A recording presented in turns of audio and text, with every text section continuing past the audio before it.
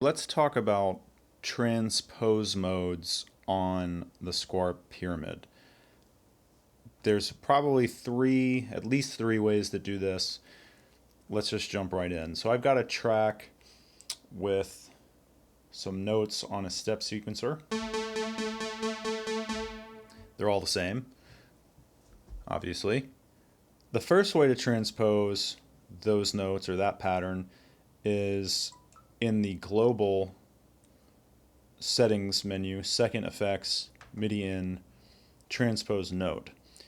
And you can set the note that you want to be, the new root note.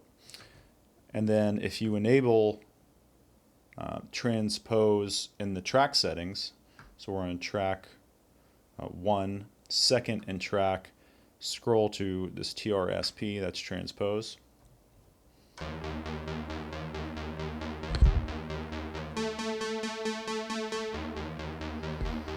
So now that pattern has been transposed based on the note in the settings menu.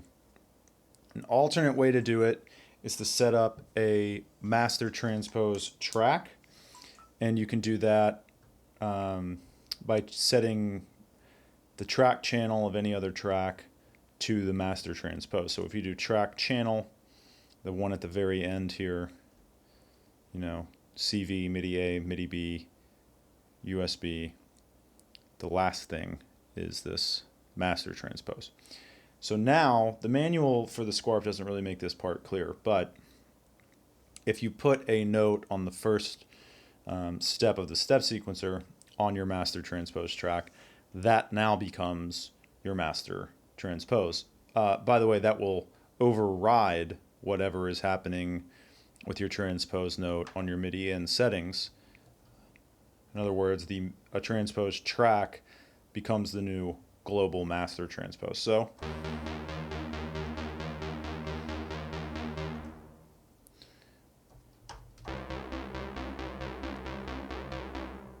that's kind of useful because you can bring that in and out. In other words, we turn that track off.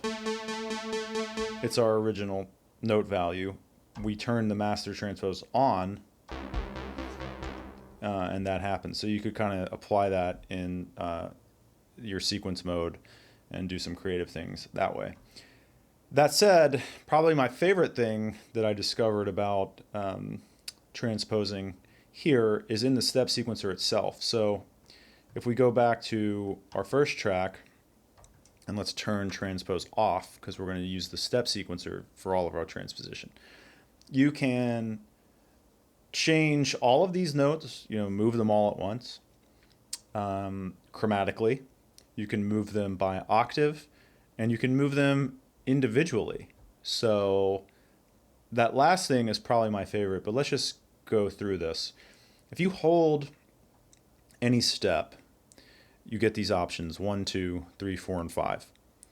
And they pertain to the encoders 1 through 5. So if I hold this, encoder 1, I'm now transposing by half steps, right? And if I do encoder 2, I'm transposing by octaves. And encoder 3 is changing the velocity. 4 is changing the note length, and then 5 is the note width. I think that's right. Maybe it's opposite.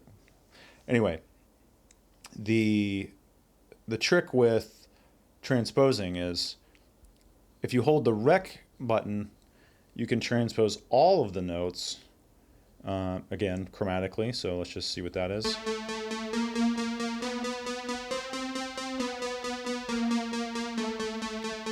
By octave.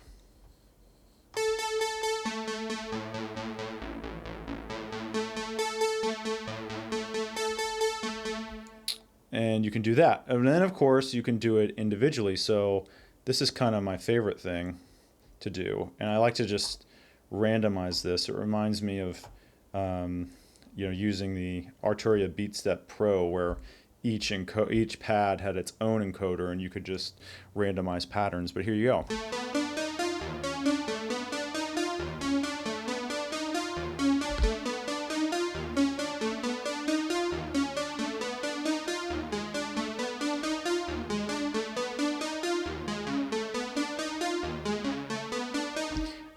weird, wild, very different, but you get the idea. It's a different kind of workflow and could create something interesting if you kind of spent more time tweaking it. That's basically it. Transpose modes on the Squarp pyramid. Comment down below with any thoughts or questions. Hope you enjoy.